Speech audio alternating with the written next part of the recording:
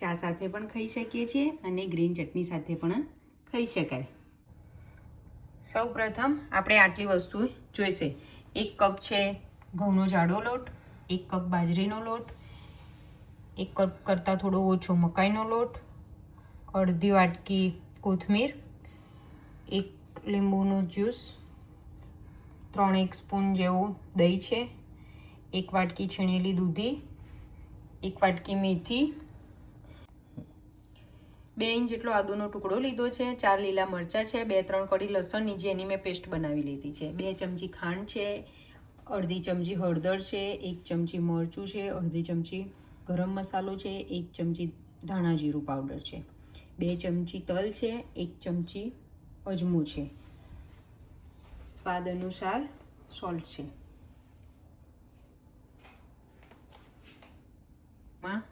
ઘઉંનો લોટ એડ કરીશું અને એને હું 2 ચમચી તેલ નાખીને મોણ કરી લઈશ.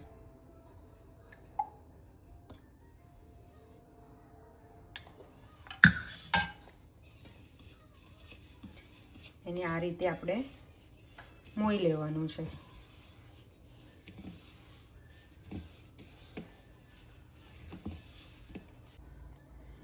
ઘઉંનો લોટ મેં મોઈને તૈયાર રાખ્યો છે. હવે આપણે બીજા લોટ એડ કરીશું. આ બાજરીનો લોટ છે, આ મકાઈનો લોટ છે, જે ઓપ્શનલ છે. તમારે નાખવો હોય તો તમે નાખી શકો છો, નહીં તો સ્કીપ કરી દેવાનો. 1 વાટકી મેથી,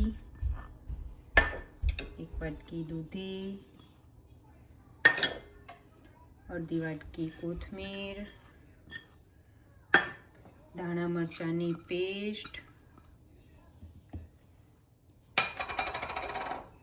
દહીં, લેમન જ્યુસ, દળેલી ખાંડ,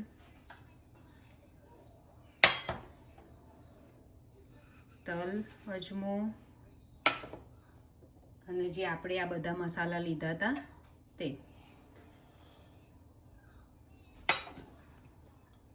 સ્વાદ અનુસાર નમક.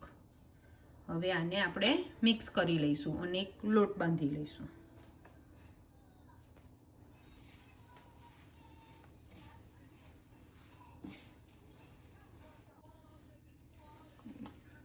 જો મેં આ રીતે મિક્સ કરવાનું ચાલુ કર્યું છે. આમાં દહીં અને દૂધી નાખી છે, એટલે દૂધી પાણી છોડે, એના લીધે મારે પાણીની જરૂર પડે નહીં. જો તમને જરૂર લાગે તો થોડું એડ કરવાનું.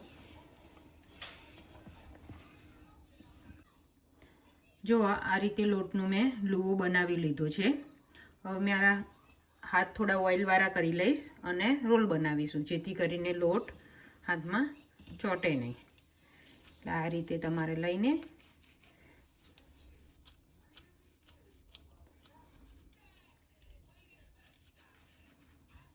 નાના નાના લુવા કરી લઈશું, પાતળા પાતળા, જેથી જલ્દી ચડી જાય. મેં એક સ્ટીમર લઈ લીધું છે. આને બી મેં ઓઇલથી ગ્રીસ કરીને ગરમ કરવા મૂક્યું છે, જે ધીમા તાપે થાય છે. તમે જોઈ શકો છો આ રીતે મેં રોલ કરીને સ્ટીમ કરવા મૂકી દીધા છે. હવે એને હું 1 કલાક સુધી ચડવા દઈશ ધીમા ગેસે, અને વચ્ચે વચ્ચે આપણે ચેક કરતા રહીશું.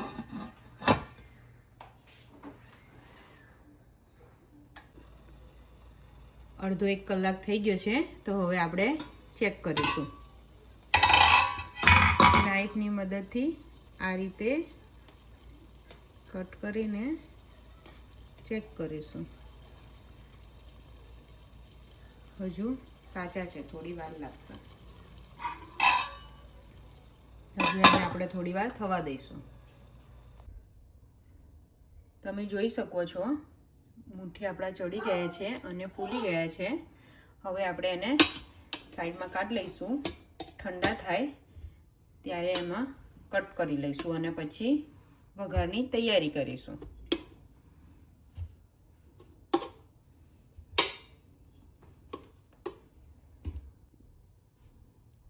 હવે આપણે કટ કરી લઈશું.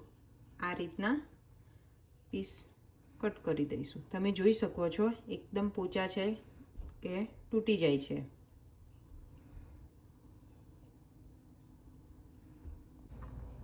મેં 3 થી 4 ચમચી તેલ લઈ લીધું છે. એને હું ગરમ કરવા મૂકીશ. તેલ આવી જાય એટલે 1 ચમચી રાઈ નાખીશું. રાઈ થોડી વધારે નાખીશું, મૂઠિયામાં સારી લાગે. રાઈ ફૂટી જાય એટલે આપણે એમાં 1 ચમચી તલ નાખીશું.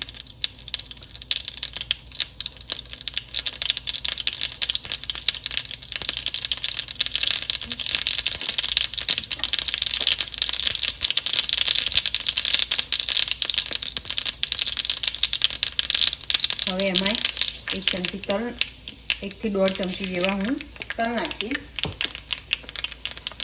થોડી ચપટી હિંગ નાખીશ અને 8 થી 10 મીઠી લીમડીના પાન નાખીશ. હવે હું એની અંદર મૂઠિયા એડ કરી દઈશ.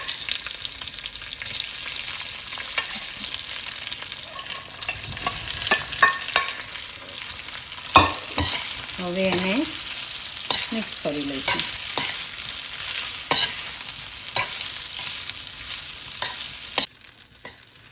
તમે જોઈ શકો છો મૂઠિયા એકદમ ગરમ થઈ ગયા છે અને બધું સરસ મિક્સ થઈ ગયું છે. હવે આપણા મૂઠિયા રેડી છે. હવે ઉપરથી થોડી કોથમીર નાખી દઈશું.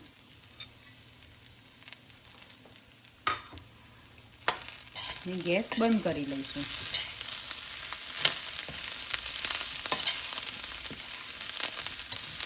અમને કોથમીર થોડી વધારે પસંદ છે એટલે વધારે નાખી છે. તમે તમારી રીતે નાખી શકો છો.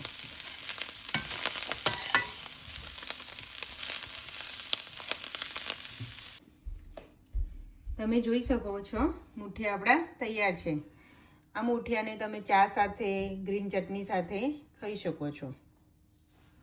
Thank you.